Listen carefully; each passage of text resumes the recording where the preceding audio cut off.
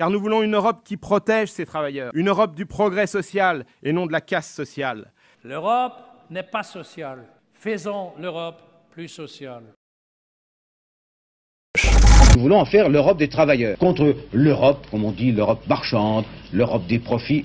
Nous sommes, nous socialistes et sociaux-démocrates en Europe, d'accord sur un certain nombre de propositions, sur l'alignement de tous les pays d'Europe, sur le meilleur État social. La question est de savoir si on va harmoniser vers le bas ou vers le haut. Et ça, c'est tout l'enjeu de la construction européenne, notamment l'enjeu de cette échéance. On va quand même pas faire uniquement, mais remarquez que je trouve ça très bien qu'il y ait une Europe des patrons. Je trouve ça très bien. On va quand même pas faire que l'Europe des patrons. Faire une Europe sociale, comme l'a souhaité le président de la République depuis fort longtemps, par l'adoption, par exemple, d'une charte sociale. Oui, Monsieur le Président, si sur la charte sociale, est-ce que le fait que ce soit simplement des bonnes intentions, vous n'êtes pas un peu déçu? Ce ne sont pas que de bonnes intentions. Mais d'un mot, Monsieur Delors, sincèrement, vous n'êtes pas quand même un petit peu déçu par le résultat obtenu en matière d'avancée d'Europe sociale? Oui, je suis un peu déçu. Il y aurait donc 49% des Français qui diraient non à l'Union européenne, au traité de Maastricht. Je crois que c'est non seulement un très sérieux avertissement pour une certaine façon de faire l'Europe, complètement technocratique, uniquement autour du marché. Il est clair qu'il faudra y répondre concrètement dans nos choix, en particulier dans notre façon à l'avenir de construire l'Europe, qui devra être plus sociale qu'aujourd'hui.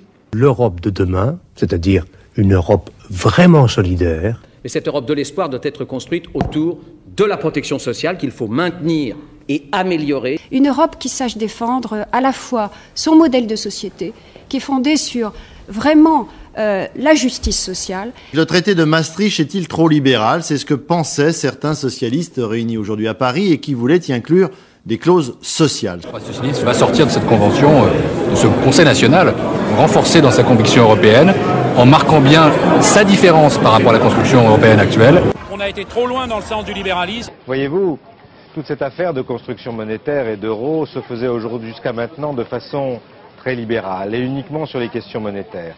Et Lionel Jospin avait beaucoup insisté pour qu'on s'occupe d'autre chose. Faire sa place au social dans la bataille économique que l'Europe doit conduire. L'Europe doit être bien sûr un marché sur lequel il doit y avoir des règles, des normes, et notamment au plan social. En Europe, nous sommes dans 11 gouvernements sur 15. À la tête de 11 gouvernements sur 15. Donc nous sommes en capacité de changer cette Europe-là, justement de la mettre sur de nouveaux rails.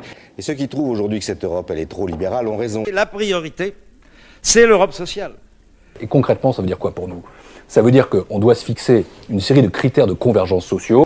C'est l'Europe des droits sociaux, bien sûr, mais c'est aussi l'Europe d'un ensemble de sujets comme les services publics qui doivent être au cœur de la construction européenne, en tout cas pour quelqu'un comme moi. Ce modèle social européen, il est absolument essentiel pour convaincre nos peuples. Aujourd'hui, la grande question sur le plan social, est-ce que le traité est un progrès? Il est un progrès. Ce qui veut dire que dans ce texte, il y a aussi des mécanismes pour continuer à réguler l'Europe et pour défendre le modèle social français. Vous ne pouvez pas dire que la Charte des droits fondamentaux, c'est pas un progrès considérable.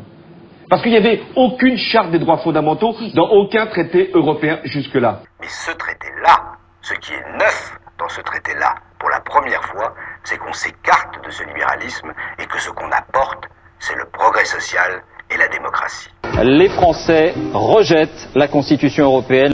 Oui, il faut une Europe qui combat la crise, qui retrouve le chemin du progrès social et qui prépare l'avenir. On a besoin d'une Europe aussi qui soit plus solidaire, parce que il faut davantage de justice et de justice sociale. Mais il doit y avoir aussi une dimension sociale, avec une coordination des politiques sociales. Pour mener à bien cette coordination, des indicateurs vont être définis. Le président de la République doit se sentir soutenu, pleinement soutenu, pour toutes les initiatives qu'il a prises pour réorienter l'Europe dans le sens de la croissance, mais aussi d'une Europe qui soit beaucoup plus sociale et plus solidaire. Bref, nous voulons une autre Europe.